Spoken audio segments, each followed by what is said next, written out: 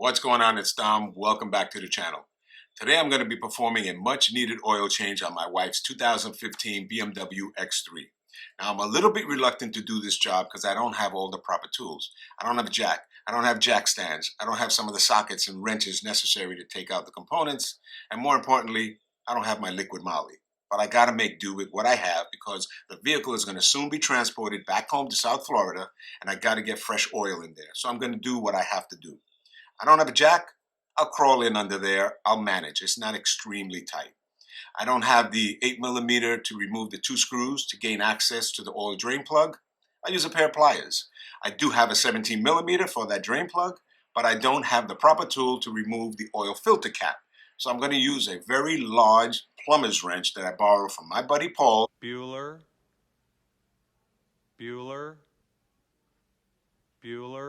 Thank you very much. You came through in the clutch. I appreciate it.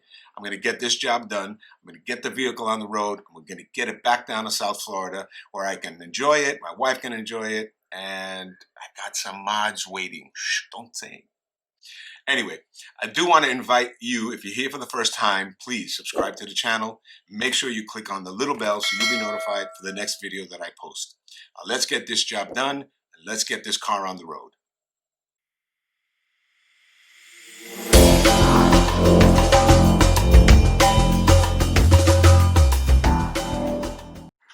So since I'm working with very low clearance, but I can still manage to get under here, we've got to remove this little cover right here. This is where the oil drain plug is. It makes it so much easier. You don't have to remove the entire skid plate.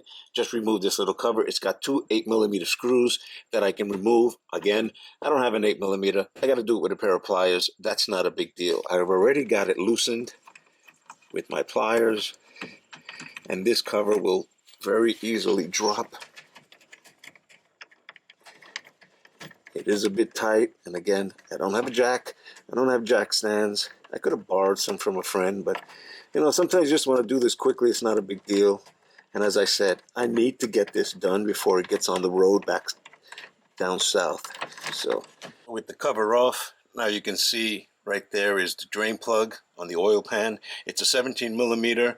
And very easy to get to. If I had a little bit more clearance, it wouldn't be as difficult, but it's not extremely difficult. I can manage. I'm going to loosen that up and let all the dirty oil flow out onto the oil pan and then continue this job.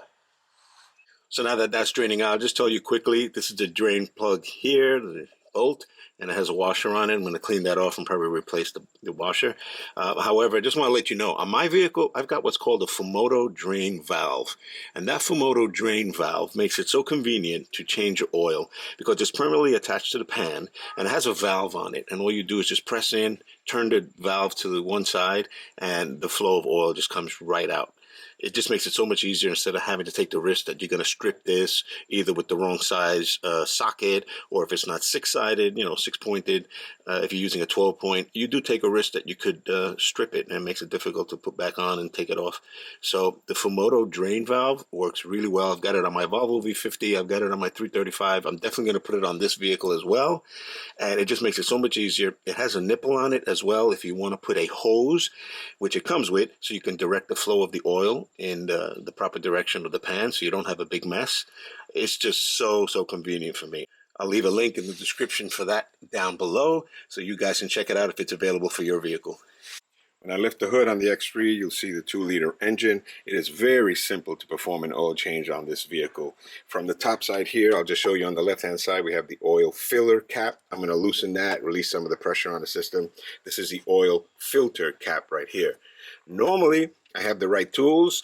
I would remove that very simply. You put the cap on top and you twist it off. I don't have that, so I've got to do a little MacGyvering and use some He-Man tools. I'm going to be using a really large plumber's wrench to loosen that. It's not on that tight, but it's too tight for me to remove it with my hand. And then we're just going to remove this cover just for easy access. You don't have to, but I'm going to just to get the wrench inside of there. So this cover just pops right off. I think it's already loose, but it pops right off just like that. And it gives me more clearance so I can get to that oil filter cap right there with my big wrench.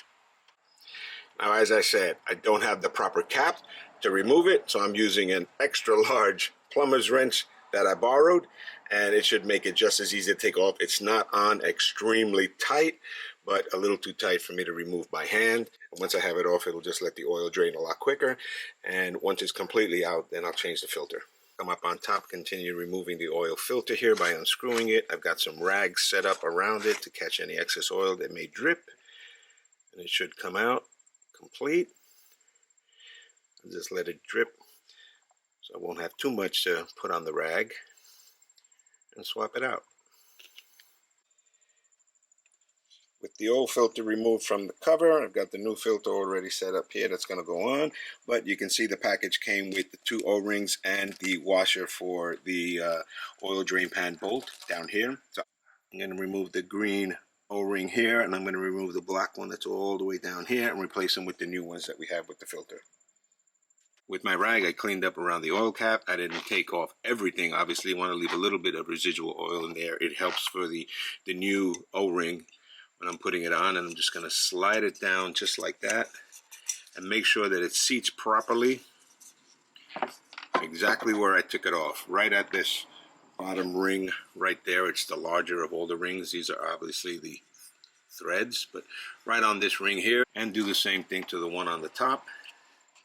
Just pop it right over the top here.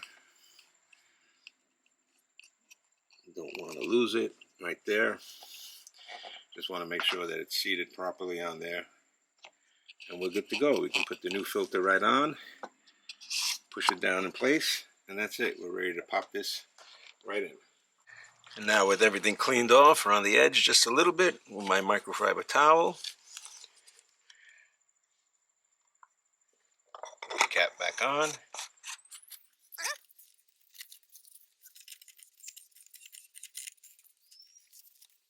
With the cap on ham tight, I do want to torque this down, as it says, to 25 Newton meters, which is about 18 foot-pounds, but I don't have a torque wrench as well, so I'm going to use the big plumber's wrench, tighten it down, but I'm not going to over-tighten it. I don't want anything to break. I don't want the seal to snap, so, you know, a little more than hand tight should be suffice, because that's about what it was when I took it off. It wasn't extremely tight, but it says it right on the cap, 25 Newton meters. And again, that's equivalent to about 18.45 foot-pounds. Now that we have this down pretty tight, just a little over hand tight, as I said, doesn't take a whole lot. I still have my oil filler cap loose. I'm not going to do anything with that. Not going to put the cover back on until I get underneath. I'm going to screw on the oil pan bolt, the drain plug. I'm going to use the new washer that the filter came with, tighten that up. I'm pretty sure it's all finished draining out, and then get to filling it up with fresh oil. As I said, I didn't have the proper tools to do this job. I had to MacGyver it with other tools and borrowed tools, and most certainly I don't have my oil of choice, which is liquid moly, but I'm making do with Mobil 1 full synthetic, and that is what was available to me up here. Again, I'm doing this oil change because I have to do it before I put it on the road to transport it back down to Florida. So I'm going to fill it with 6.5 quarts, as it states, and get this job complete. All right, 6.5 quarts are in. Before I put any cover back on and seal everything up, I'm going to start the engine, make sure I don't have any drips, let it run for a little while, check the oil level in the iDrive, and then put the cover on, and we'll call this one finito.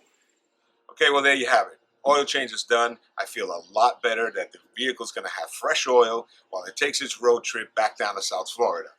If you enjoyed the video, give it a like, subscribe to the channel if you haven't done so already. Make sure you come back for future videos that I've got. And as always, take care. Thank you for watching.